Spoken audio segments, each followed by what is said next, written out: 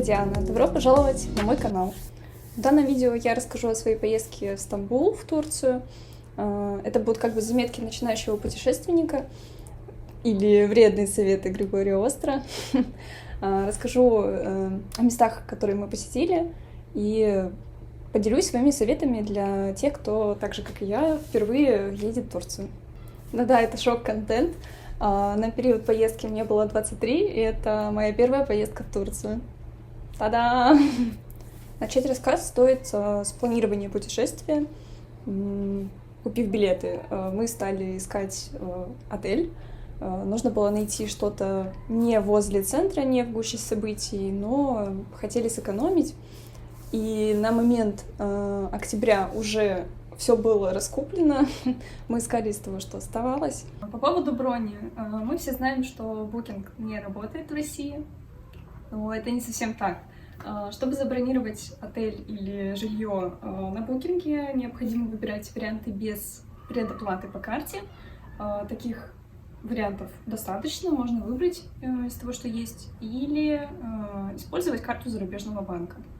Мы использовали первый вариант, но для этого все равно нужно вводить какую бы то ни было карту, и спойлер, Booking все время банил эту карту. Мы привязывали Тинькофф, и на момент приезда уже в Турцию, до того, как мы приехали в отель, постоянно присылала оповещение о том, что бронь сейчас летит, нужно указать данные другой карты. И мы просто каждый час вводили систему в заблуждение, вводя просто левые карты, что помогло нам. Ну а теперь к самому интересному. По заданному запросу мы выбрали отель вот здесь, в загадочном районе с названием Küçükçekmece, что переводится как «маленькая впадина». Мы, конечно, хотели выбрать место не прямо в самом центре, но тут совсем не рассчитали масштаб города. Мы думали, подумаешь, разница в парочку районов от центра, даже мост не нужно переезжать ради этого. Как вы уже поняли, это была самая большая ошибка. Город огромный, раза в 2 больше Москвы, поэтому этот район даже ближе к провинции. На улицах помимо котов вы встретите кур, людей, сидящих на земле, или разводящих огонь в бочках. Знали ли мы об этом ранее? Нет. Сожалеем ли мы о принятом решении? Скорее нет, чем да. Дело в том, что в этом районе мы тоже обнаружили свои плюсы, о которых я расскажу чуть позже. Вернемся к приезду. Вот мы в аэропорту, прилетели. Для того, чтобы вызвать такси, нужно подключиться к Wi-Fi. Здесь начинается первый челлендж.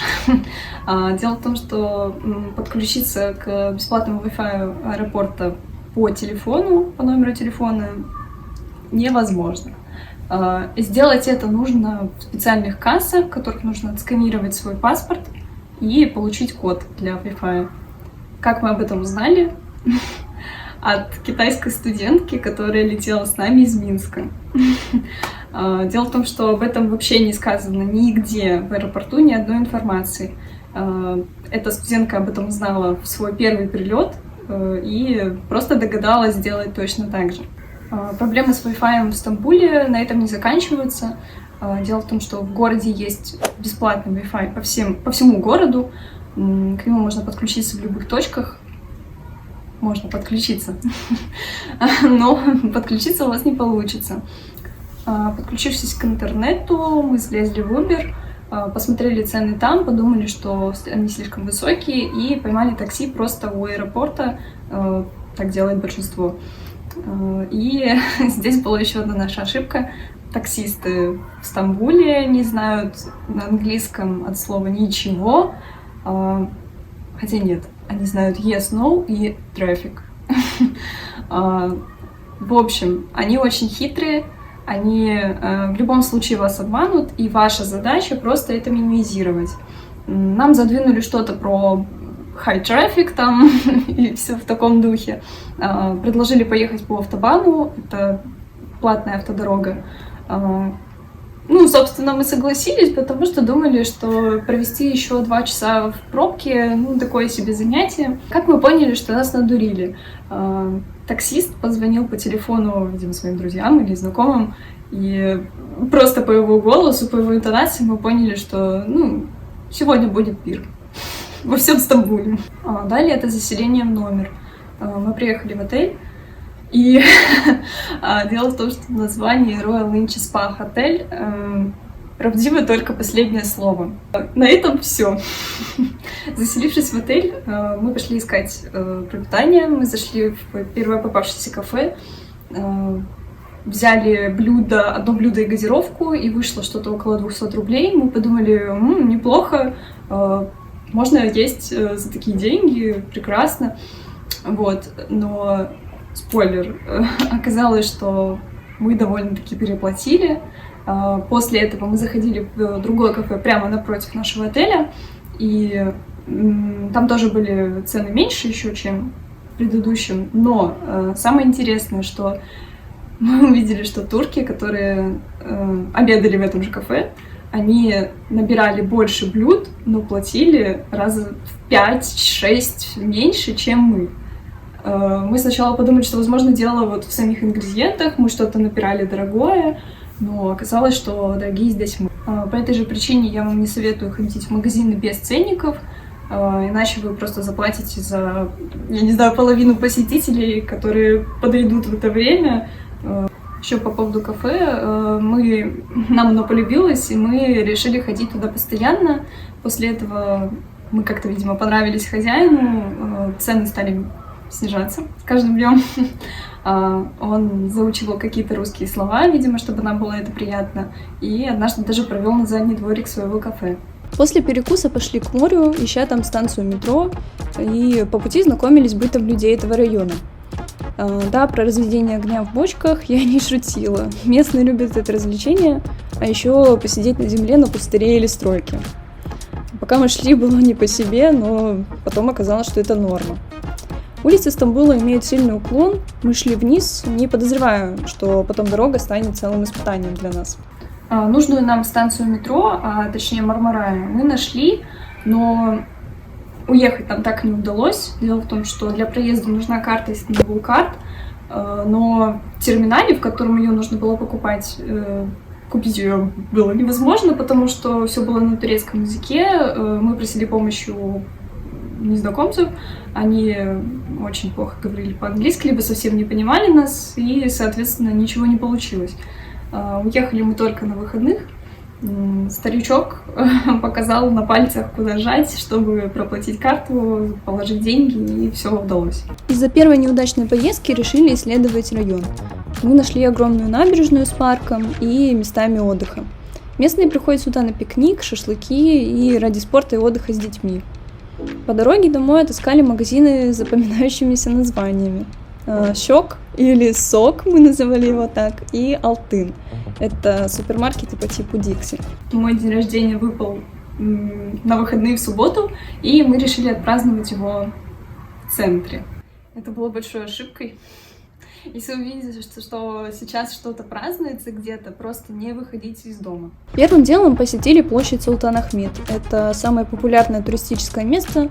Там находятся две интересные мечети: Голубая и собор Святой Софии, а еще дворец Топкапы.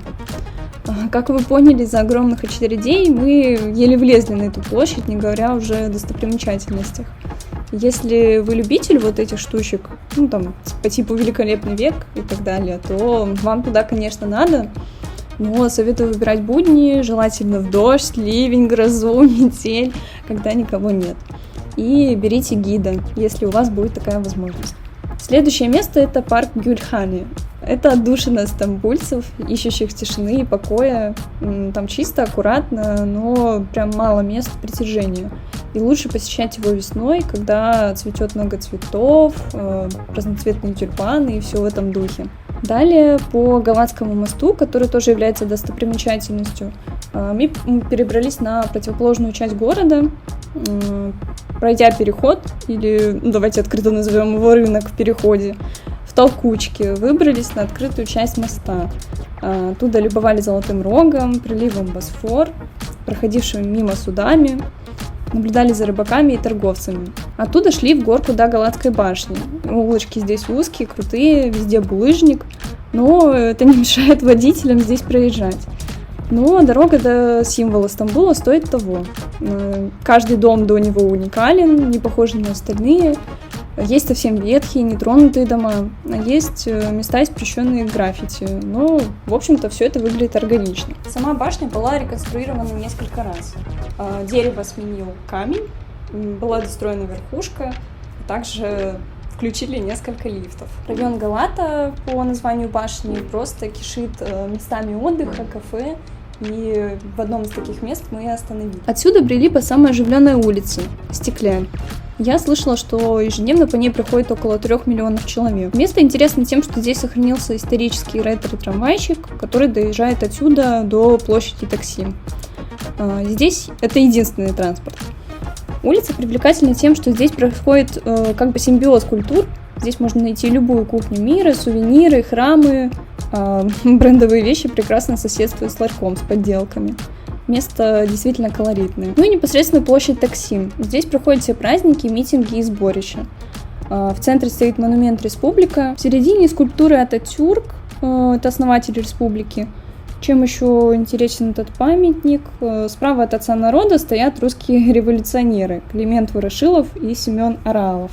Вы не ослышались. Действительно, в честь того, что русские революционеры и в целом Советский Союз помог в становлению республики в Турции, вот эти ребята были включены в этот монумент. В конце не могу не сказать о интересных и просто важных моментах в самой поездке. Отель. Как уже было сказано, бронируем либо через Booking с местами без предоплаты, либо с помощью зарубежной карты, либо используем островок или One-to-Trip, что-то такое. Если вы едете всего на пару дней, то вам, конечно, лучше остановиться прямо в самом центре, но не прямо у главных достопримечательностей. Если же у вас больше дней, то можно рассмотреть окраины районов Бейоглу, Фатих и Бешикташ. Но в целом вообще главное выбирать место ближе к метро и общественному транспорту. Обязательно купите карточку Istanbul Card для поездок. Можно сделать это в этом проклятом терминале, либо в супермаркетах. Кстати, в последнем можно также купить сим-карты, и условия будут намного выгоднее, чем в обычных салонах сотовой связи. Для пополнения тройки используйте только мелкие купюры для терминалов. Если вы все же хотите использовать такси, то в начале поездки всегда просите включать счетчик. Он находится у водителя в зеркале. Обязательно посмотрите, чтобы там не было счета за последнюю поездку, иначе вы заплатите и за себя, и за того парня. Также есть такое приложение B-Taxi, что-то типа Яндекса в Стамбуле. Но проблема в том, что чаще всего заказы оттуда либо не принимаются, либо вам перезвонит турок и скажет о том, что это слишком низкая цена, давайте больше. Скорее всего, у вас не получится это сделать, но если все-таки попытаетесь, то вот вам совет: используйте не русское имя, а турецкое. Запаситесь местом в багаже для нутеллы, фундука, шоколадок и так далее. Турция занимает лидирующую позицию по производству фундука, и поэтому все эти вкусняшки здесь стоят дешево. Про деньги. Мы использовали переводы золотой короны. Мы переводили доллары и лиры. Это очень удобно, можно получить перевод в тот же день. Но будьте готовы к тому, что если вы планируете переводить доллары, то вам могут дать их меченными. Это какой-то излюбленный прикол в Турции. Если вы такие получите и собираетесь, допустим, в Азию, ни в коем случае не берите, либо отказывайтесь, либо просите поменять. На всякий случай скажу еще раз: не ходите в магазины без ценников, иначе за ваше европейское личико вам накинут сверху. Помните о том, что призыв на молитву в Турции звучит 5 раз в день. И постарайтесь в это время не быть близко к церквям, монастырям, мечетям и таким сборищам. Будьте готовы к тому, что ваш английский за пределами центра Стамбула перестанет работать. Мы встречали даже кассира, который не понимал элементарных yes, no и card. Забудьте о правилах дорожного движения. Здесь это все не работает. Если вы видите зеленый свет, не нужно переходить дорогу. Чаще всего вы не перейдете ее. Нужно либо перебежать просто с закрытыми глазами, либо показать, кто здесь хозяин, идти в наглую. Только так. Если вы любитель прогулок на свежем воздухе, то этот город точно не для вас. Здесь очень много курильщиков на 1 квадратный метр. Они курят даже под табличками «Не курить, штраф». Не думайте, что купленная здесь сим-карта будет служить вам вечно. Она работает только 90 дней и после этого блокируется. Это первый вариант, который нужно помнить. И также здесь есть блокировка по e-mail. Если вы используете телефон, купленный не в Турции, он блокируется, по-моему, через 120 дней. Все это, конечно, можно избежать. Для этого нужно получить ВНЖ и проплатить налог. Так прошла моя первая поездка в Стамбул. Мне он запомнился как яркий город с большой историей на каждом углу. Шумный, суетливый, солнечный, огромный. Оглушающий многогранный мегаполис на 2 континента. Поддержи это видео лайком и комментарием, а также подписывайся на канал, чтобы не пропустить следующее видео.